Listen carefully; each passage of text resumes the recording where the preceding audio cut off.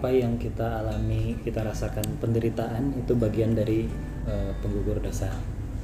Ini dia lagi merasa cemburu yang benar-benar dalam sampai menyiksa batinnya.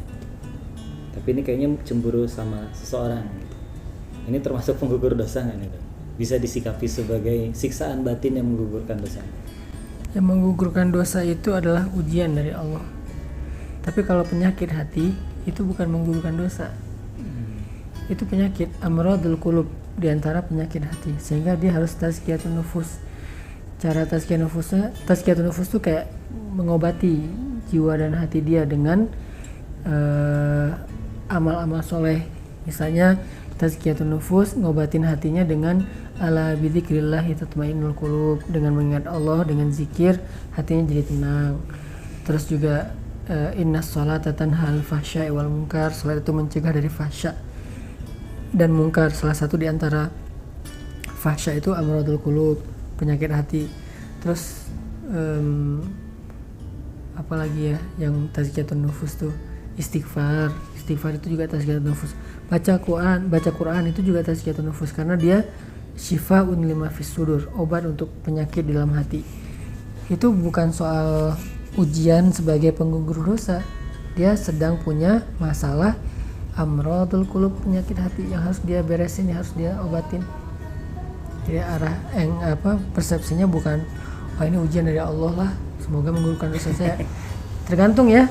Kalau cemburunya ujian hidup, kayak seorang istri cemburu dengan istri yang lain, kayak istri Nabi gitu kan, itu kan ujian ya, itu menggugurkan dosa. Tapi kalau cemburunya cemburu ke mantan, cemburu ke orang lain, bukan cemburu, mungkin lebih tepatnya dengki gitu kan ya, sirik gitu ke orang lain, itu bukan penggugur dosa sih, itu penyakit hati. Itu malah jadi nambah dosa. Ini nggak jelas juga sih pertanyaannya, tapi mungkin misalnya nih cemburu sama temen sekantor suaminya di kantor. Nah dia tuh sampai hatinya benar-benar tersiksa. Tergantung masalahnya nih. Kalau emang suaminya layak dicemburui karena tidak amanah, ya ini ujian dan harus diselesaikan dengan banyak cara lah menyelesaikannya. Tapi kalau ini lebih ke suaminya sih soleh, dia aja yang berlebih-lebihan, berarti amradul qulub, penyakit hati. Tergantung konteksnya. Ada suaminya masih wajar, biasa aja, namanya di kantor pasti ada ceweknya mungkin gitu kan. Ini istrinya kayak pengen ikut terus ke kantor. Gua pengen nemenin, takut apa misalnya. Pengen live streaming terus kayak live location. Jadi kemana dia pergi ketahuan gitu kan.